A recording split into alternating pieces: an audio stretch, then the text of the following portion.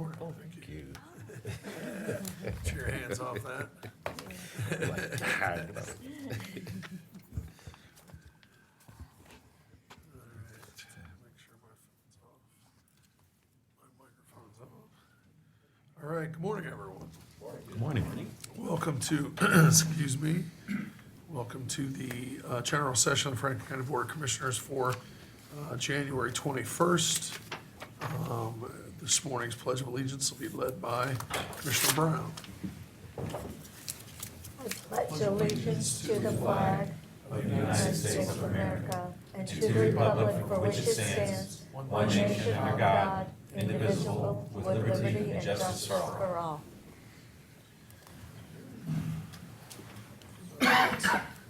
Proud this morning to introduce everyone to a real hometown hero. We have with us this morning Ron Hollins, who is with us this morning to be recognized for his service to Franklin County. Welcome and thank you for joining us, Ron.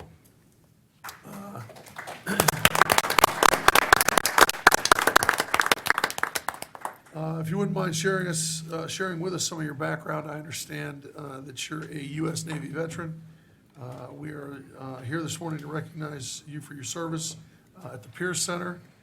For the benefit of the audience and the audiences at home, can you please tell us about the Pierce Center and share with us your journey and what makes you a successful peer support specialist?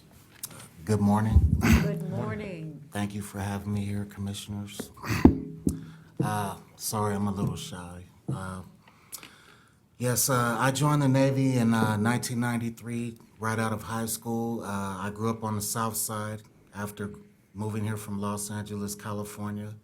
My mother was a drug addict prior to my birth, and losing her sister a few days before I was born to an overdose pretty much stopped her drug use, and she made me aware of the dangers of drugs and what they could do to you and the people around you. I never had any dealings with drugs early on in my life. Never saw my mother use drugs. Fast forward, we moved to Columbus. I started high school. We lived on the South Side. It was drug-ridden, gang-ridden. I wasn't into any of that. I played sports. A friend of mine from school came over my house on a Friday. The first time he ever came over my house, within 5 minutes of being there was a drive-by shooting on the house next door, and he was shot in the chest. And luckily, he lived. And that was the deciding factor in me wanting to get out of that environment. So I joined the Navy in the 11th grade in the delayed entry program. Went in right after graduation. I was hand-selected to be on a ship, the USS Barry DDG-52, which was the first combat-ready Aegis-guided missile destroyer. I did 2 years on the ship, and prior to that, I had gotten married, and we had a child. And what I didn't know is that my wife at the time was mentally ill. So 2 years in, I got off the ship and I went to a diving unit, and my wife ran off with my son. I wasn't able to find him until a few years later, and just in time to find out that she had been abusing him and he was given up for adoption. Excuse me. Of course, that was hard to deal with. Right after that, I found out that my mother was terminally ill with cancer. So within a 2-year span, I lost my son and I lost my best friend and my mother. So for a lot of years, I punished myself, not through drug use or anything of that nature, just I didn't feel that I was worthy to have anything or to be successful or do anything with my life because I felt hopeless, which a lot of people do in certain situations. So years go by, and About 7 years ago, a friend of mine, a close friend, we actually joined the Navy together. He got me to come out. I was suffering from depression and PTSD at the time, which I didn't know. And he made a comment about how I was a shadow of my former self. And as time went on, a few weeks, it just started eating at me, because I started thinking about the person I used to be. And I used to be outgoing and, want to help people and things of that nature. And instead, I was living in a friend's basement, pretty much watching Netflix, not wanting to go outside. So his words just kept eating at me, and finally I decided, I have to do something. I can't keep living my life like this. So I essentially became homeless in order to utilize a lot of the programs that are available to the homeless. So I went to Volunteers of America through their Homeless Veterans Program, and within 6 months, I had housing, I had a job, and I was getting therapy for the PTSD and depression that I was diagnosed with. Fast forward, I wanted to do more for the community and help those who aren't as privileged as I am. And that's what led me to the Peer Center. A friend of mine told me about the Peer Center and the work they were doing in the community with drugs, trauma, and mental illness. As soon as I got there, I knew that it was the perfect fit for me. It's ground zero, the front lines of a lot of things that are plaguing our communities, mainly drug use and addiction. I've been there almost 2 years now, and I can honestly say that we make a difference every day. Whether it be someone who's dealing with trauma and they need to be around someone who can understand, who's lived that experience, mental illness, or drug addiction. And everyone who works at the Peer Center has experience in one of those areas, if not all. And I'm grateful to be able to work there, and I'm grateful to be able to help those in my community that are in need. And I just want to thank everyone for giving me the chance to come here and talk about that and give me this platform. Thank you. Thank you.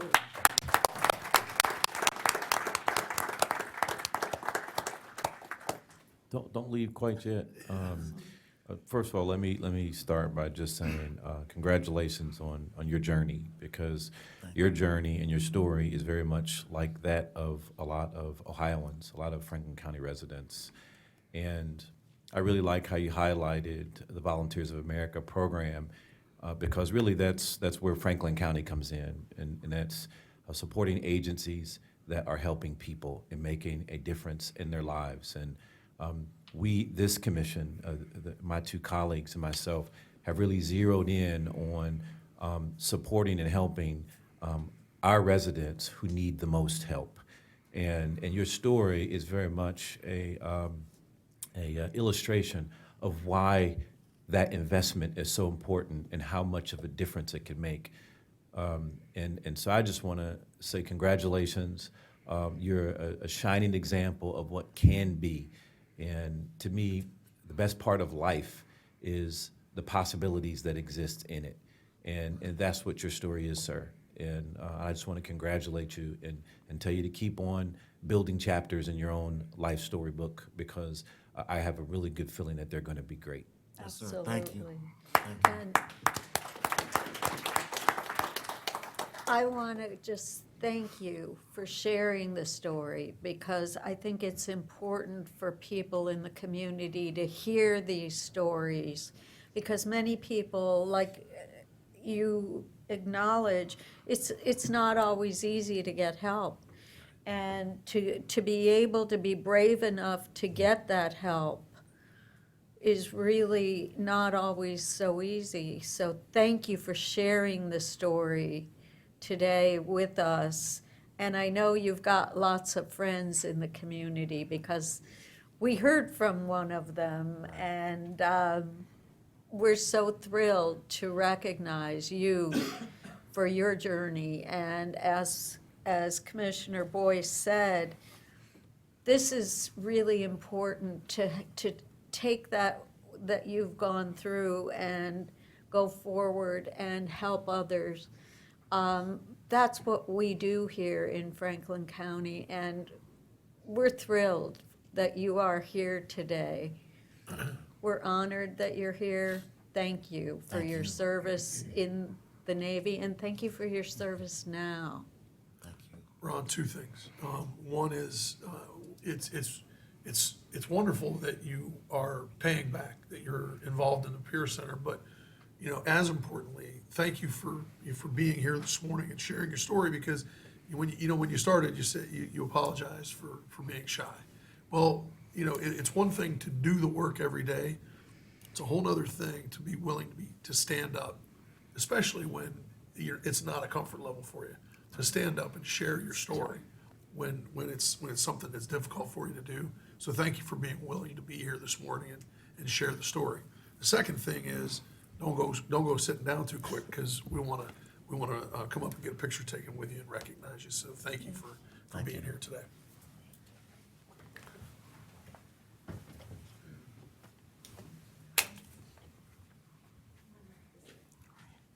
I'm gonna put you in the middle.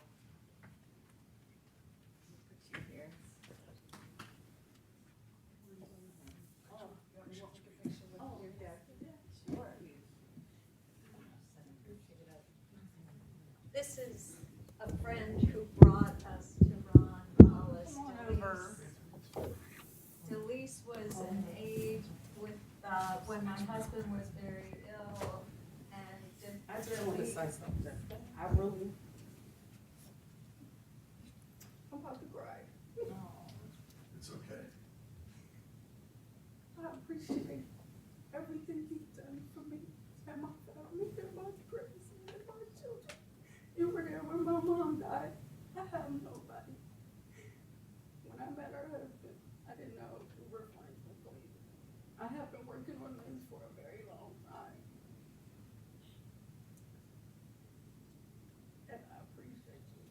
You've made a difference in my life on showing me that I need to care about me. I know I didn't care about myself. I'm a workaholic. All I had was my mom was my best friend. I've lost many of my family members. But you will always be my best friend. I appreciate you. I appreciate what you have done and the changes you made in your life. I kind of ignored that people study and work hard. And I forgot about me. I've watched you grow from the beginning to the middle to the end. And I know you make a difference there. There's people that talk about you and say, Mr. Hollis makes a difference in comparison. And this is what I have been working on. I just couldn't put the words together. From the bottom of my heart, I've always cared. I just work hard. I really do.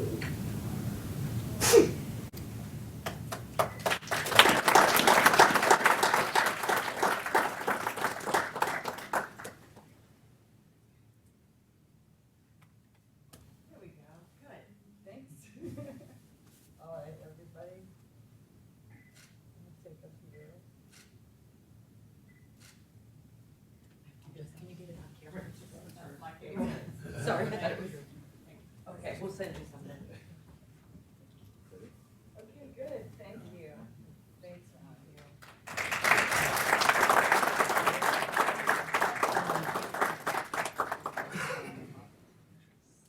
Let me get one picture of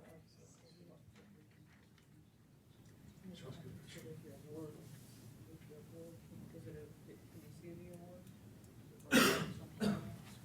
Okay. You can take that off. Yeah, let's see.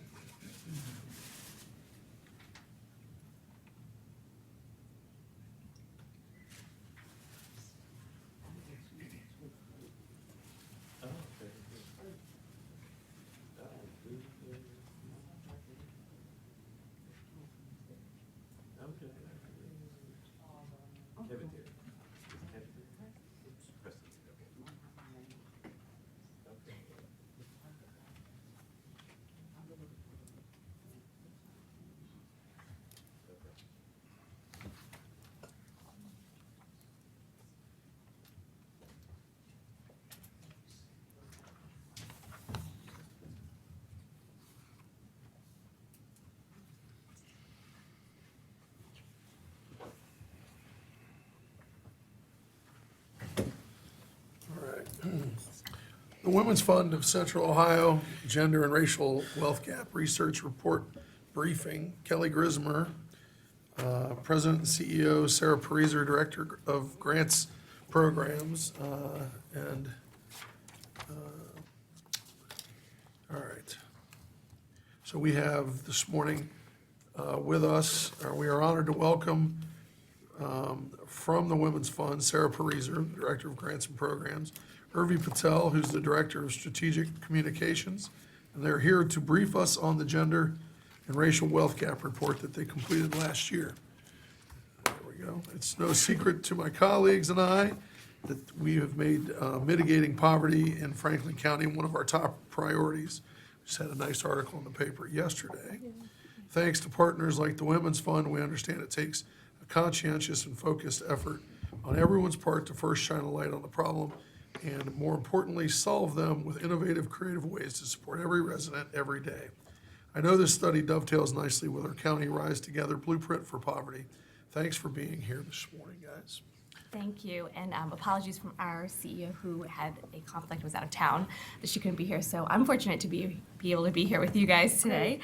So I'm Orby, and this is Sarah, and we're very excited to share a little bit more about our wealth gap research, gender and racial wealth gap research. So just a little bit about the fund, and we're actually really excited because we get to talk to you about not only the high-level findings, but also we'll get to share with you a little bit about how we think collaboration and some synergies can take place in reducing and helping with our poverty crisis that we may have ahead of us. So the Women's Fund is fiercely committed to social change for the sake of gender equality and equity. We envision a future where gender equality and equity are a norm in life and work. And every day we work to transform the lives of women and girls through mobilizing the collective power of all people working together. We do this work in 5 critical ways. So we make strategic grants, we do research, which we are here to share a little bit more about. Advocacy, not only do we have advocacy initiatives ourselves, we hope to empower others with their own advocacy and voice.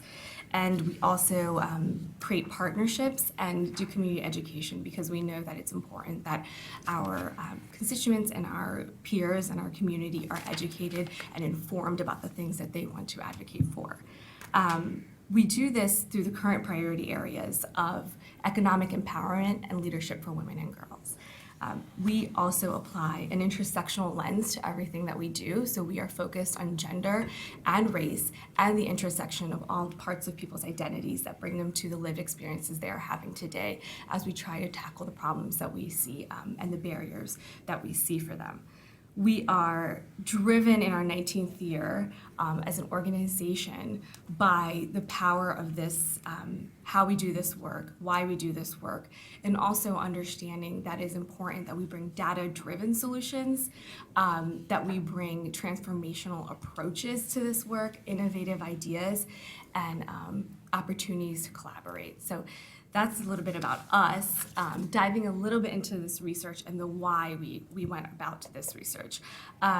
We understand that there's some couple of critical things as we started to launch into what research we would do. We commission research about every 18 months to 2 years.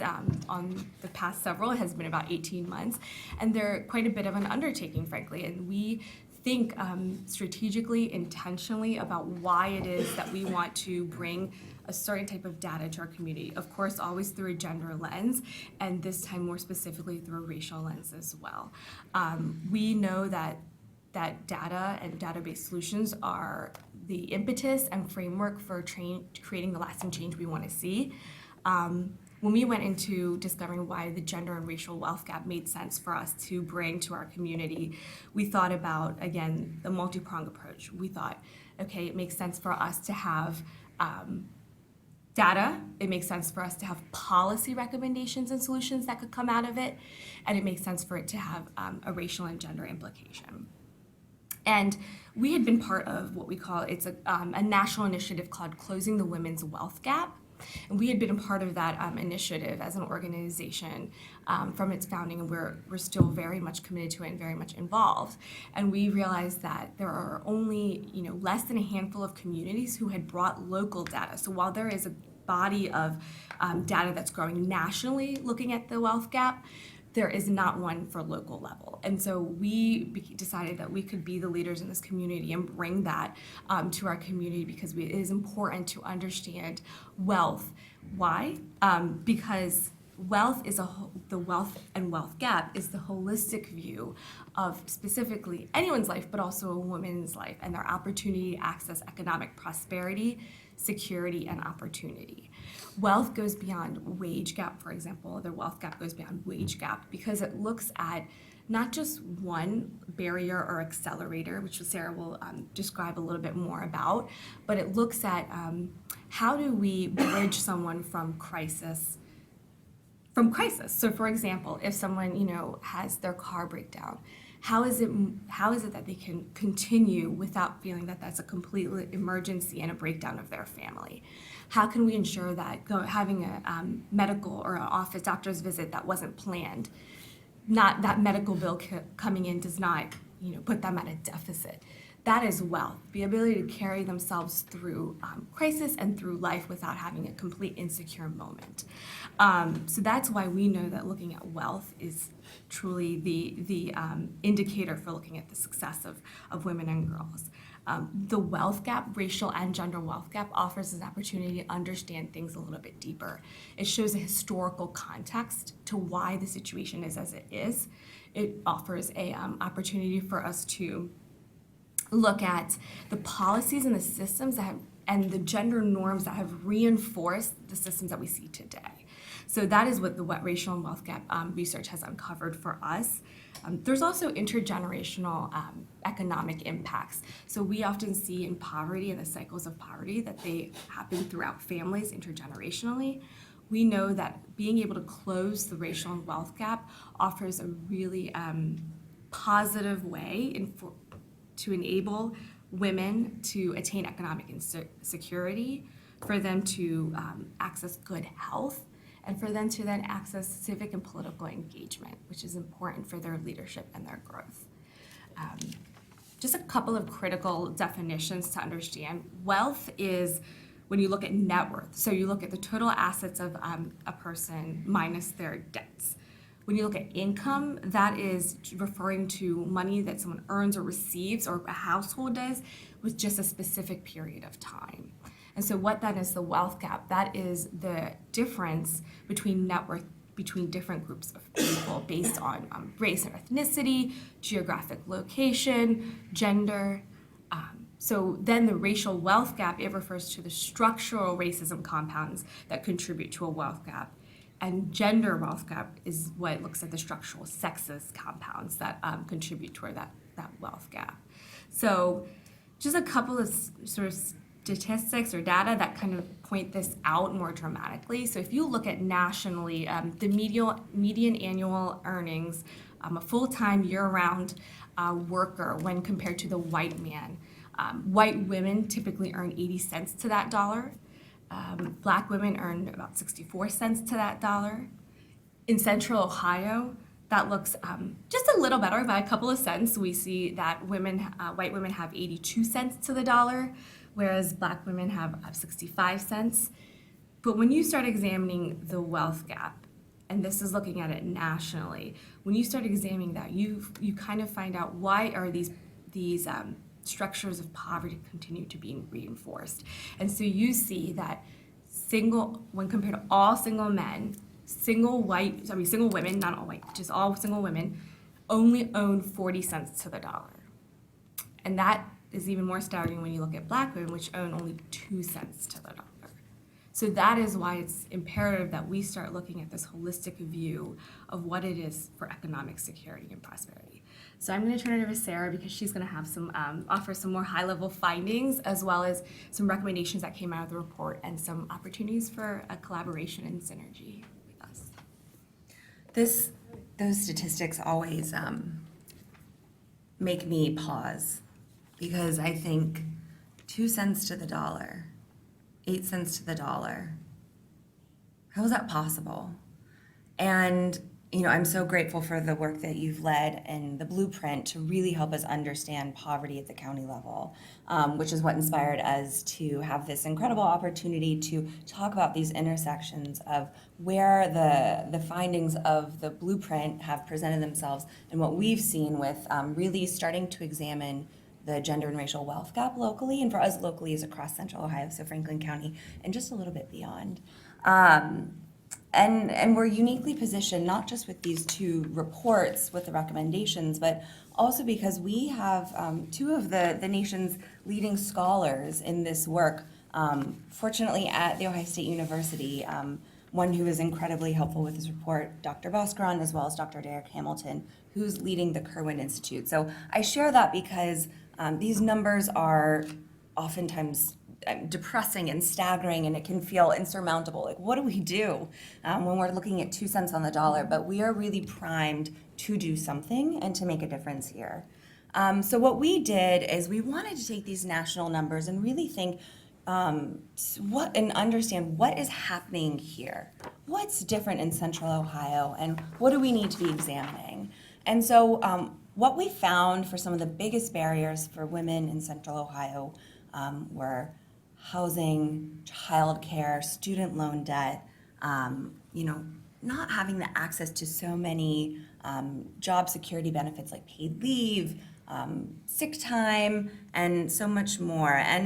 And what the researchers found particularly interesting was student loan debt. And I apologize, this was a typo that I sent. It's not 54%, but it was 39% of women locally reported student loan debt, which is a really massive number, and it's much higher than the national average. So nationally, it's 33% for single women and 21% for single men. So there's also a pretty big discrepancy there in terms of student loan debt, which is something that we've seen as education is both a barrier and oftentimes an obstacle to being able to accumulate wealth.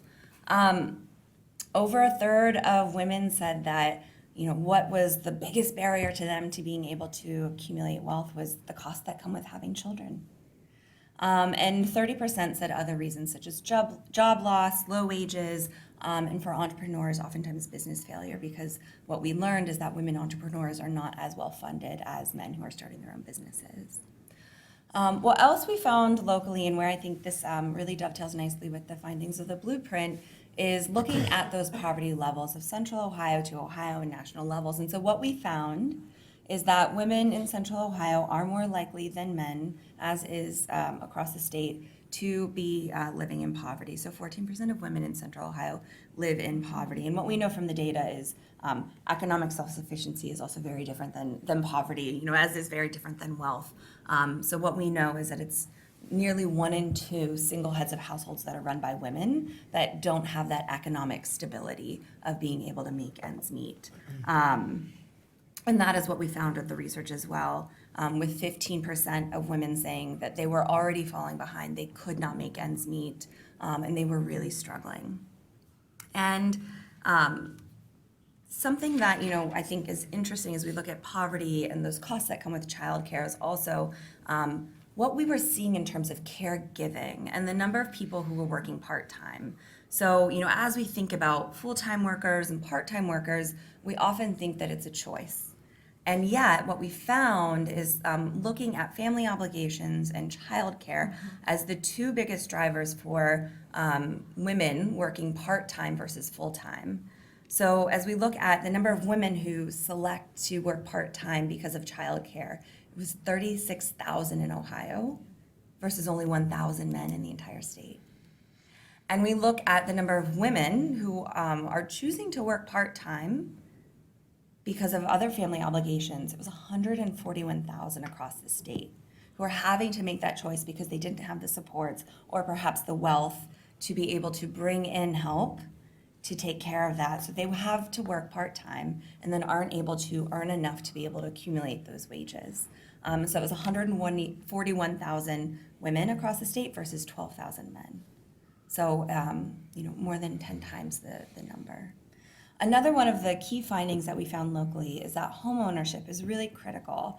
And when we look at home ownership, this is one of the spaces why it's really important that for us, we wanted to make sure that we were applying not just a gender but a racial lens. And I should have said that in front of you, you have the snapshot. So some of the key findings for the report. And on the back, we have a glossary of terms because we were learning along the way. And I find that oftentimes when talking about wealth, the language can be a barrier in and of itself. But we really wanted to make sure that we were explicit that there are systemic and historical barriers, such as the Jim Crow laws and black redlining that have really kept communities of color from being able to access home ownership.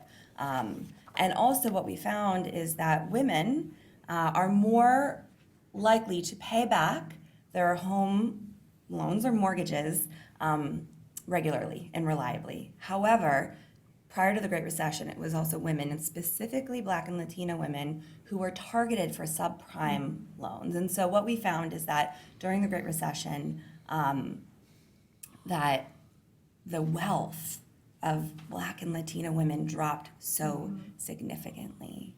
And so that's really what we saw as something that we often say homeownership is a huge opportunity to be an asset to build wealth, and yet it can also be such a big barrier, especially in our community. We also, as I mentioned, education before is really important when we're looking at student loan debt. So women do hold more student loans than men, and Black women hold the most student loans of any population. So the ability to have a higher education, to be able to earn more, especially when we layer in the wage gap numbers that Orvie mentioned, can really compound that wealth gap. But also when we're looking at education, the research team was looking at the intersection of teen pregnancy. And so what they found is that 30% of teen mothers who drop out of high school cite pregnancy and or parenthood as that reason, and only 2% of teen mothers complete college by age 30. So as we're looking at education is, yes, an important opportunity, because we know that with higher degrees, wages do go up. It can also be an obstacle for many to accumulate wealth, as well as health. So locally, what we found is that 15% of women had experienced a significant health issue in the last year, and 17% of them had family members who had. And that because of that, nearly a third of them reported medical debt. So that was what we saw is obviously good health can be an opportunity to accumulate wealth, but it's also an influencer and a barrier.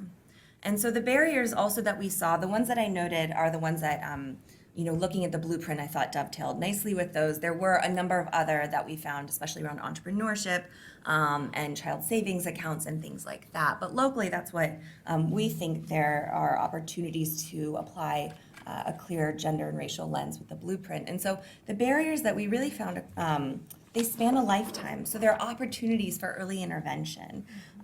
So when we look at all of these barriers, obviously health, education, unconscious bias, access to medical care are all really critical across all ages. And we see that showing up in different ways. And I think I've touched on all of those so far. But as we look at those prime building years, something that is really important, and I know that the county has been leading in that way of looking at how to offer paid family leave. So thank you for your leadership in that space, because it is really critical to be able to build wealth. So those are the barriers, right? Those are all of the things that we need to have our eyes laser focused on, that we can look at. What are those programs and the interventions? And yet, look how many accelerators there are. So these are all of the opportunities to build wealth. And again, that starts young. So, thinking about financial education in classrooms, I never had that. And I look back and I think, wow, I probably would have saved my babysitting money and perhaps invested it rather than, spending it on who knows what as a teenager. But I wish I would have had those that now. Thinking about STEM education and ensuring all of those opportunities at a really critical age, as well as thinking about minimum wage, thinking about access to higher education, and making sure that we're supporting people as they're, in the workforce, thinking about caregiving support, access to childcare. It is so critical. So those were the findings that we found. And where we saw and would love to continue conversations, your staff has been so generous to start those already in terms of opportunities to partner, is to really think about, with the blueprint, with housing, what are those unique needs of single heads of households who are women? How can we ask those additional questions? With jobs, how does childcare impact access? Oftentimes there aren't childcare centers for second and third shifts. So what does that look like for women? And where might there be occupational segregation? And where is the wage gap there? We know that, staggering numbers of early childcare workers are receiving public benefits. And so how can we ask those critical questions? And looking at health, really improving maternal and child health outcomes and looking at those costs that women are incurring. And then obviously with youth, teen pregnancy is so critical to continue to address, as well as financial literacy. So those were our findings. We look forward to working together, and if you have any questions, we'd be happy to answer them. There's a lot in here, and I want to thank you for presenting today. Clearly, there's nothing that's a surprise. We've been looking at these issues for quite a while, and we appreciate the opportunity to work with you as we're getting into the poverty blueprint and really digging into all that we can do and will do, and to have your insights and your research with ours, I think will be a big help. Women we know are in a different situation than men in our community as it relates to wealth accumulation and the gaps in pay and childcare burdens and. So I'm thrilled that you were able to come in today and give us just a little bit of background. And this report, there's a lot to look at and a lot to go through. But clearly, we know we're thinking alike on a lot of things. And I know my colleagues and I have gone through a lot of the same questions that you raise about, how are we thinking about race and gender, and how those gaps are staggering, and yet, we've got to get somewhere better. We have to. And there's just no choice. Yeah. We have to. So, I thank you for being here today. If I could just add and build on Commissioner Brown's points, two things that embedded in your comments, but perhaps not illustrated, are the long-term systemic impact of these issues on women. So, for example, when you hire someone into your organization from another organization and you do a percentage increase based on their existing salary, well, if they've already had discriminatory practices applied in their salary, Sure. then you're exacerbating it by saying, okay, well, I'm going to give you a 20% raise, Right. but you're already behind. And so that's something that is embedded in some of your comments in a thoughtful way that employers need to think about. And then the second one was, you talked about it just a little bit, and that's educational attainment. If you start if say you're first generation college or you're getting professional degrees, more than likely you're accumulating debt that is also going to saddle you in terms of your asset and wealth accumulation long term.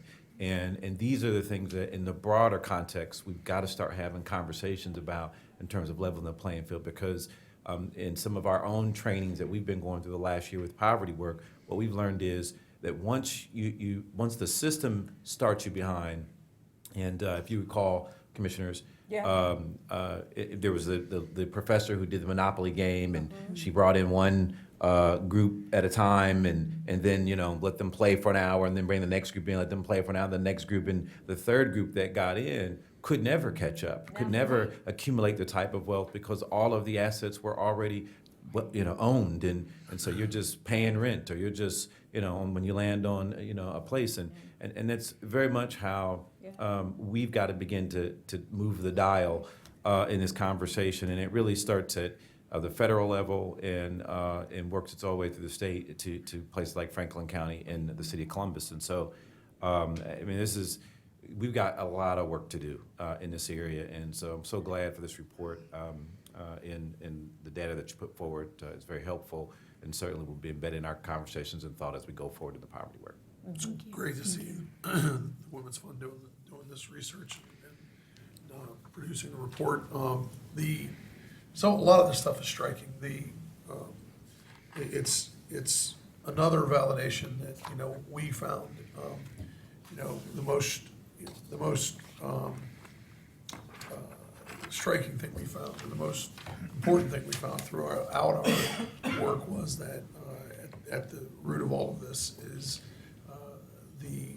the problems of race and racial inequity in this community, and that is obvious through your research, and so it's another validation of those findings, and so that is very important. The other things that I noticed and found very striking, as mentioned by my colleagues, are the issues of education, student loan debt. We have kids. One just graduated, one in college, two more to go, and so that is obviously something that is forefront in our family's mind. And as we do this work, it's just striking to me, if this is something that my wife and I and our children are faced with, and we are very conscious of what does the rest of this community and how does the rest of this community deal with this. People have certainly have less means than us, and we are public employees. It's not like we're made of money.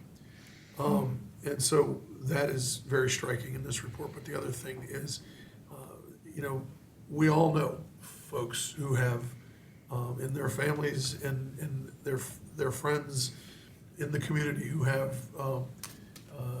young teenage women who have had children. When you see the statistic that young women who have had children as teenagers, 2% of those women have not completed college by the age of 30. That is a very striking statistic, because as a person who graduated from college at the age of 44, I know what that did to me, to put me behind in my career, in my pursuits and in my career, and I'm a white male. And so, in all of the conversations that we've had, that's a very striking, sobering statistic. And so, again, in all the work that we do and all the things that we do, there's just so much in this report that is just great stuff that helps. And so we appreciate the work that you guys have done. Thank you very much. Thanks for being here. All right, well, good stuff, thank you, guys.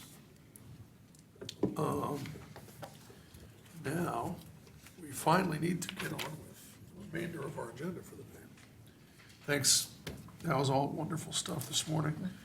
Need an approval of the minutes of the August 13th, 2019, and January 16th, 2020 general sessions, and the January 16th, 2020 briefing session. So moved. Second. Moved and seconded voting, Commissioner Brown? Yes. Commissioner Boyce? Yes. Commissioner O'Grady? Yes. The minutes have been approved. All right, the engineer. Resolution number 24-20, pursuant to Ohio Revised Code, Section 5543.06, setting Thursday, March 26, 2020 at 6 p.m. at the Boathouse at Confluence Park for the annual meeting of the Franklin County Engineer between township and county authorities. Good morning, Commissioners. Good morning. My name is Cornell Robertson, Franklin County Engineer. With me today, is John May, the Real Estate Administrator for the County Engineers. Commissioners, this first resolution is for the annual meeting of county and township officials. This is required by Ohio Revised Code. We collaborate with Joe Mazzola, Director of Public Health. He is also required to have an annual meeting, and so this year we propose to have the meeting on March 26th at 6 p.m. at the Boathouse at Confluence Park. I'll move approval of 2420. Second. Moved and seconded voting, Commissioner Brown? Yes. Commissioner Boyce? Yes. Commissioner O'Grady? Yes. Resolution number 24-20 has been adopted. Resolution number 25-20, resolution authorizing the Franklin County Engineer to submit an application, sign documents, and enter into project agreements on behalf of Franklin County for the 2020 Scrap Tire Grant Program offered by the Ohio Environmental Protection Agency. Commissioners, as stated, this resolution allows us to apply for the Scrap Tire Grant Program that's administered by Ohio EPA.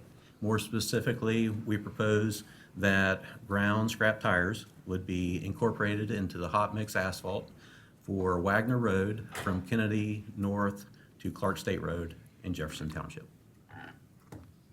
Any questions? Move for approval of 2520. Second. Moved and seconded voting, Commissioner Brown? Yes. Commissioner Boyce? Yes. Commissioner O'Grady? Yes. Resolution number 25-20 has been adopted. Resolution number 26-20, resolution requesting the Ohio Department of Transportation to reduce the speed limit on a portion of Cosgrave Road, County Road number 39, Washington Township, Franklin County, Ohio. This resolution is for a speed limit reduction in the northwest part of Franklin County in Washington Township in the area of Hilliard along Cosgrave from Baldwin Road north to Hayden Run Road. We conducted a speed limit study and would propose that the speed limit be reduced from 55 miles per hour to 45 miles per hour. If this resolution is approved, we'll forward the study to Ohio Department of Transportation. If they agree, then we will change the signs in the field. Move approval of 2620. Second. Moved and seconded voting, Commissioner Brown? Yes. Commissioner Boyce? Yes. Commissioner O'Grady? Yes. Resolution number 26-20 has been adopted.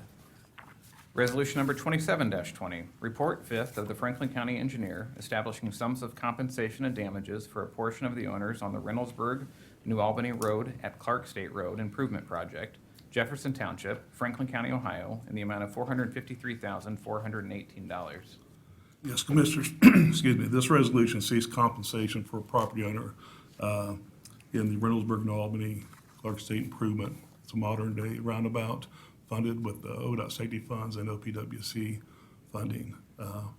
This compensation was based and negotiated with property owner based on appraisal and fair market value. This particular parcel is on the northwest corner. Okay.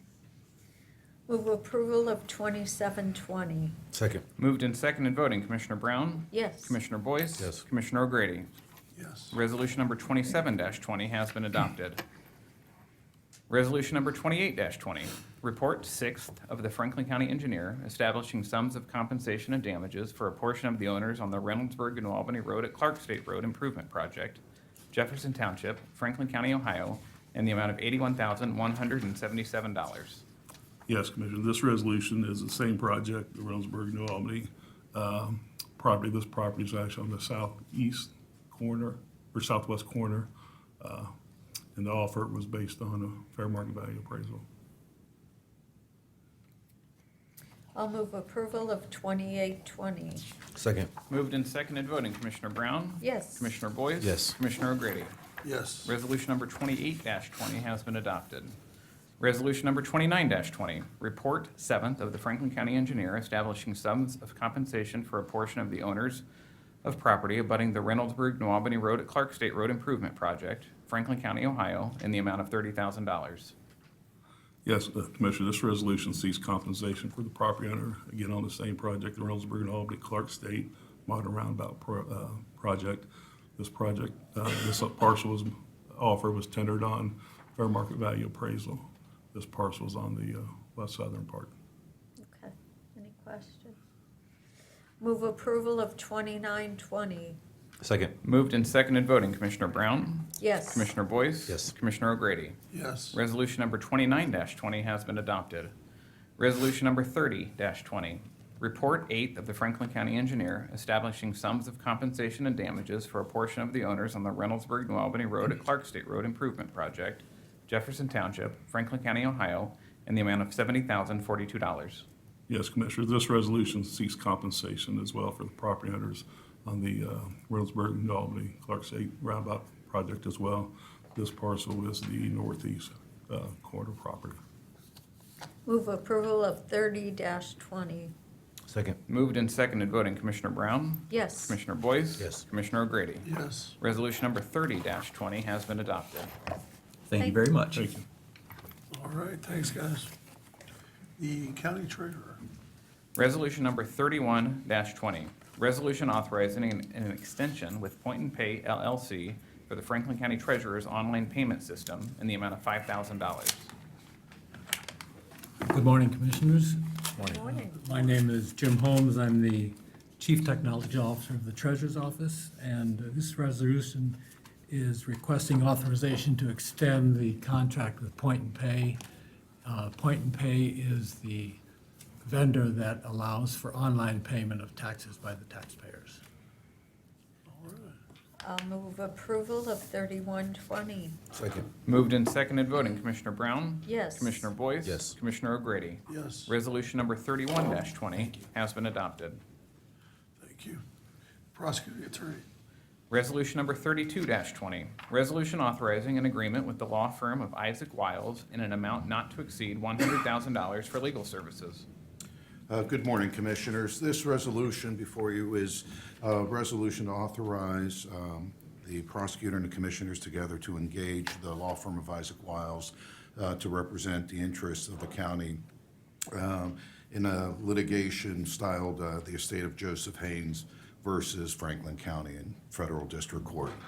Prosecutor's office has a conflict as a result of having some of his prosecutors, assistant prosecutors being witnesses in the underlying matter. Okay.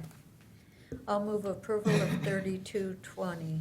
Second. Moved and seconded voting, Commissioner Brown. Yes. Commissioner Boyce. Yes. Commissioner O'Grady. Yes. Resolution number 32-20 has been adopted. All right, thank you. The clerk of courts. Resolution number 33-20, resolution authorizing a contract for consulting services with TMH Solutions Incorporated to support the implementation of the new court case management system in the amount of $2,007,720. Good morning, Commissioners. Morning.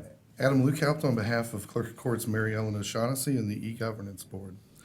With me today is Tori Taylor, our Director of Legal Operations. This resolution is for a supplemental contract with TMH Solutions LLC for 2 project managers to oversee the implementation of the new court case management system. The term of this contract is 39 months with an option to extend the contract for another 11 months in an amount not to exceed $2,007,720. TMH Solutions is a locally based small and emergent business that has project managers in both the Board of Elections and the Office on Aging. Pending any questions, I request approval of this resolution. Move approval of 3320. Second. Moved and seconded voting, Commissioner Brown. Yes. Commissioner Boyce. Yes. Commissioner O'Grady. Yes. Resolution number 33-20 has been adopted. Thank you, Commissioners. Thanks, guys. Veteran Services. Resolution number 34-20, resolution authorizing a contract extension for Veteran Service Commission and Mike's Copy Works for consulting services for advertising and promotional media placement in the amount of $110,000. Good morning, Commissioners. I'm Matt Zelnick. I'm the Director of Outreach for the Veteran Service Commission, representing the Executive Director of Bramlage. This resolution authorizes a contract extension for the consulting services for advertising and promotional media placement for the Veteran Service Commission. The Veteran Service Commission has a need to advertise and use promotional media, provide awareness to the general public, and more specifically, the veterans of Franklin County on the services provided by the agency. We've been satisfied with the work previously. We're seeking your approval on this extension. I'll move approval of 3420. Second. Moved and seconded voting, Commissioner Brown? Yes. Commissioner Boyce? Yes. Commissioner O'Grady? Yes. Resolution number 34-20 has been adopted.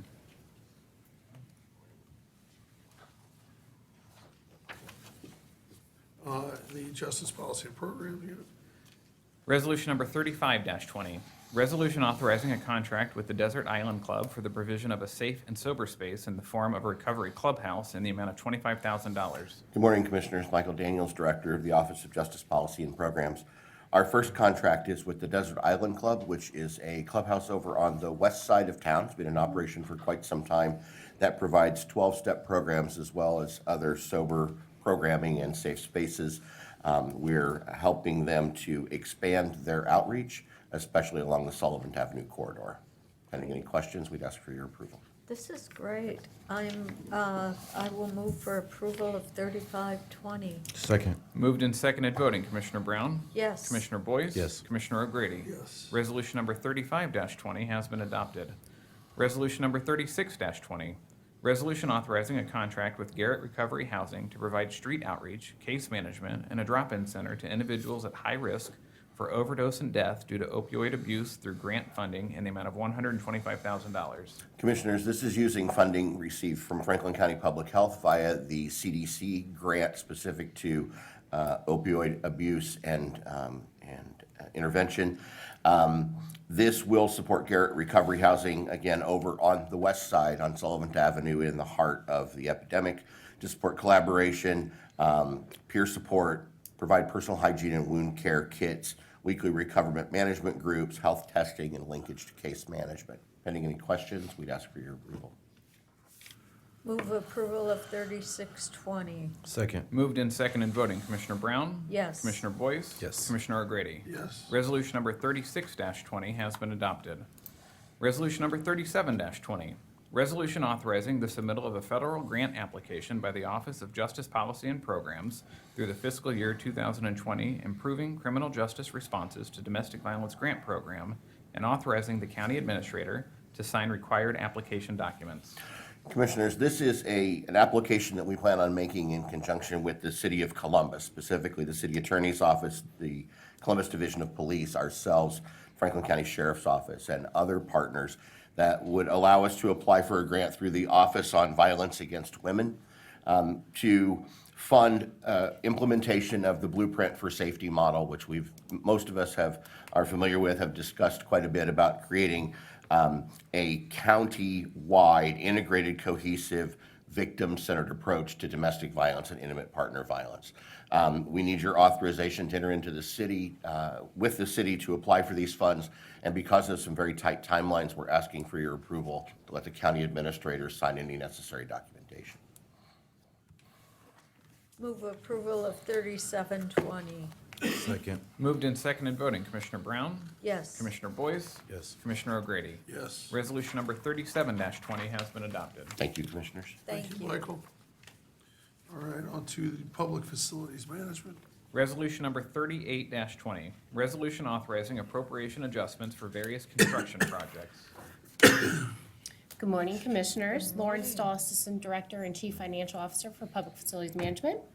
The resolution before you authorizes appropriation adjustments to reconcile various construction funds. Specifically, this resolution authorizes supplemental appropriations in the Public Safety Center Fund in order to reconcile appropriations with anticipated expenses associated with contracts already awarded for the new corrections center, based upon updated cash flow projections from the construction teams. This request also decreases appropriations in the Parking and Facility Renovation Bond Fund for expenses that occurred in 2019. Pending any questions, we request your approval of this resolution. I'll move approval of 3820. Second. Moved and seconded voting, Commissioner Brown? Yes. Commissioner Boyce? Yes. Commissioner O'Grady? Yes. Resolution number 38-20 has been adopted. Thank you. Excellent. Purchasing Department. Resolution number 39-20, Resolution authorizing a transfer of general fund appropriations for the purchase of capital equipment. Good morning, Commissioners. Good morning. Megan Perry Balinier, Director of Purchasing. As stated, this resolution would authorize a transfer of general fund appropriations in the amount of $37,353 for materials and services to capital outlays. This transfer will allow purchasing to make payment for a new inserter at the print shop, the receipt of which occurred later than anticipated at the end of fiscal year 19. Pending any questions, I request your approval of this resolution. I'll move approval of 3920. Second. Moved and seconded voting, Commissioner Brown, Yes. Commissioner Boyce? Yes. Commissioner O'Grady? Yes. Resolution number 39-20 has been adopted. Resolution number 40-20, resolution approving purchases for various Franklin County agencies. Commissioners, this resolution requests your approval of 644 purchase orders in the amount of $32,695,597.82, for which the county auditor has pre-certified available funding. As a reminder, agencies are required to open new POs at the beginning of each fiscal year. These POs, in most cases, serve as encumbrances for budgeted costs that are anticipated through December of 2020. Pending any questions, I request your approval of this resolution. I'll move approval of 4020. Second. Moved and seconded voting, Commissioner Brown, Yes. Commissioner Boyce? Yes. Commissioner O'Grady? Yes. Resolution number 40-20 has been adopted. Thank you. The Board of County Commissioners. Resolution number 41-20, resolution to designate the official representative and alternate for the purpose of voting at the annual meeting of the County Commissioners Association of Ohio in 2020. Good morning, Commissioners. Zach Telerik with the Office of Management and Budget. This resolution would designate Commissioner O'Grady as the official voting representative and Commissioner Boyce as the alternate voting representative pursuant to the Code of Regulations of the County Commissioners Association of Ohio. Pending any questions, would ask for your approval of this resolution. I'll move approval of 4120. Second. Moved and seconded voting, Commissioner Brown? Yes. Commissioner Boyce? Yes. Commissioner O'Grady? Yes. Resolution number 41-20 has been adopted. Resolution number 42-20, resolution authorizing a contract with Bricker and Eckler to perform services associated with arbitrage, rebate, and yield restriction compliance and to serve as bond counsel and provide advice in public finance matters as needed during 2020. Commissioners, this resolution would allow the law firm of Bricker and Eckler to perform the calculations required by IRS guidelines on interest earnings on the county's tax-exempt debt proceeds. Pending any questions, would ask for your approval of this resolution. Move approval of 4220. Second. Moved and seconded voting, Commissioner Brown? Yes. Commissioner Boyce? Yes. Commissioner O'Grady? Yes. Resolution number 42-20 has been adopted. Resolution number 43-20, resolution authorizing a contract with Frost, Brown, Todd to serve as bond counsel and provide advice in public finance matters during 2020. Commissioners, this resolution would authorize the law firm of Frost, Brown, Todd, specifically Emmett Kelly and David Rogers, to continue performing services as bond counsel and providing advice in public finance matters. Pending any questions, would ask your approval of this resolution. Yeah, I want David to come up if you could, please. Point of personal privilege, if I might. David. Good morning, Commissioners. David Rogers, Frost Brown Todd. David was, I want, just for a second, my own personal thing here. David was, due to David's prodding, and, well, actually, David's wife Elizabeth's prodding, years back, I went and was, got myself certified to be an ordained minister so that I would be able to perform the marriage of David and his wife. Thank you, What was that, Commissioner. 4 years ago, maybe? 5.5. 5.5 years ago. I've been asked many times. And are you sure that is legal? Are you sure that your marriage is legal if Commissioner O'Grady Very much did legal. it? They actually got Yeah. married in the Catholic Church I question months that. after the fact. Yeah, the court accepted the filing. Yeah. I double checked. But We've had it- I've we've been had it asked redone. many times before if I could actually perform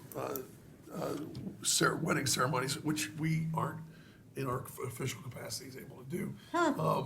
But Elizabeth had bugged me more than So it once. was David's And that David, got then you David to started do bugging it, me, so I huh? finally said, okay, fine, I'm gonna go ahead and do this. And I got, went and got, ordained to become a minister. You got and him performed a surprise wedding service Yes. because there were only a small handful of us that night who actually knew that they were gonna get married, and what, 100 guests or so that were at Yeah. the party? So you helped him expand his ego? Yeah, well, yeah, my staff does refer to me as the Commissioner of Love. Yes. But, so, I Yes, just many wanted you to titles. know that the other night, Saturday night, I performed my 5th wedding ceremony. Congratulations, Veteran. So President I'm O'Grady. starting You to have a get, good I'm actually track starting to get record? kinda good at it, so. You have a good track record of I'm 4-1, success? I'm 4-1. I'm 4-1 so far. pretty good. Only one. And, you know, so, you know, all things being equal, but yeah, no, so, I just wanted you to know that I'm not, it wasn't a one-off, it's actually. Thank you, sir. It's actually happening. But, Appreciate it. They're very happily married after Yes. 5.5 years, and it was a fun night that night, so, it was a big surprise. It was, I think most folks thought they were actually coming for an engagement party, They right? thought it was an engagement party, but we just wanted to surprise them. So we did a surprise wedding. They thought I was giving a toast, and instead we married them. That's right. And since then, we've moved down to, out of Delaware County, down to the city of Columbus and Franklin County. So happy to be residents and voters here as well. Wonderful. Yep. So anyway, I knew I'd embarrass you a little bit this morning, but Thank you. I just performed a wedding the other night up in Dublin, and so the 5th wedding since that time. So, and it's been fun, and I did it all for you and Elizabeth. Watch out. Your fellow commissioners might get in the habit of doing business? it too. Yes. Yeah, yeah. Well, they asked me what they could do, for me, because they said, the priest used to charge, X Right. number of dollars, whatever. And I said, nothing, just a drink or two would be fine. Yeah. So it's a lot of fun to do, and I appreciate it. And it was all because, you and Elizabeth prodded me to get it done. You're very welcome. It was enjoyable, so thank you. But anyway, David Rogers. Thanks, Dave. And the resolution before you, we're happy to continue to serve. We've done that last year and the year before on Franklin County's AAA, first double AAA rated sales tax revenue bonds for the Justice Center, and county's participation in the MLS Crew Stadium as well as the Hilton expansion. A lot of good job-creating economic development projects, and looking forward to more. Thank you. Great stuff, Thank you. thanks. I'll move approval of 4320. Second. Moved and seconded voting, Commissioner Brown? Yes. Commissioner Boyce? Yes. Commissioner O'Grady? Yes. Resolution number 43-20 has been adopted. Resolution number 44-20, resolution authorizing a consultant agreement with Ice Miller in an amount not to exceed $280,000 for legal and consulting services. Commissioners, this resolution would authorize the contract with Ice Miller for various labor relations matters, including collective bargaining negotiations and workers' compensation. Pending any questions, would ask for your approval of this resolution. I'll move approval of 4420. Second. Moved and seconded voting, Commissioner Brown? Yes. Commissioner Boyce? Yes. Commissioner O'Grady? Yes. Resolution number 44-20 has been adopted. Resolution number 45-20, resolution authorizing a consulting services contract with Franklin Hirsch to support the County Hospital Commission of Franklin County, Ohio, in the amount of $16,000. Commissioners, this is the annual contract we have for administrative council services for the Hospital Commission. The contract with Frank Hirsch is in the amount of $16,000, which is the same amount as last year's contract. Pending any questions, would ask for your approval of this resolution. I would just ask, is there any succession plan for when he's ready to move on? Is there anybody else being trained? Because he's been doing this for a number of years, and I'm not trying to push him out, but We were He's asking the been question doing last week. this. He's been doing this forever. for a very long time. And Commissioners, I have been talking with Mr. Hirsch. I know we've been putting together a records retention schedule that, working with Chris Long, Deputy Administrator, as well as Nick Soulis, to make sure that we have all the records and can kind of have that process ready once the time comes. Do we have others that are willing to do this work, or? At this point, I have not actually communicated with anyone, so I think that's something we Okay. can talk with the county administrator in Okay. terms of And providing we that. can talk about Yeah. this at another time. I just want to make Yeah. sure we're making plans, because it's bound to happen in Yeah. the next few years. Yeah. I'll move approval of 4520. Moved and seconded voting, Commissioner Brown? Yes. Commissioner Boyce? Commissioner O'Grady? Yes. Resolution number 45-20 has been adopted. All right. Dean, do we have journalizations today? One, Commissioner. Case number ANX-01-20, an expedited Type 2 annexation petition, ANX-01-20, was filed with the Franklin County Economic Development and Planning Department on January 15th, 2020. The petition is requesting to annex 9.769 more or less acres from Hamilton Township to the city of Columbus. The petition will be considered by the Board of Commissioners on February 18th, 2020. Site 1080 Obetz Road, PID number 150-000678. Fantastic. All right. Well, that concludes the business for today, so meeting adjourned.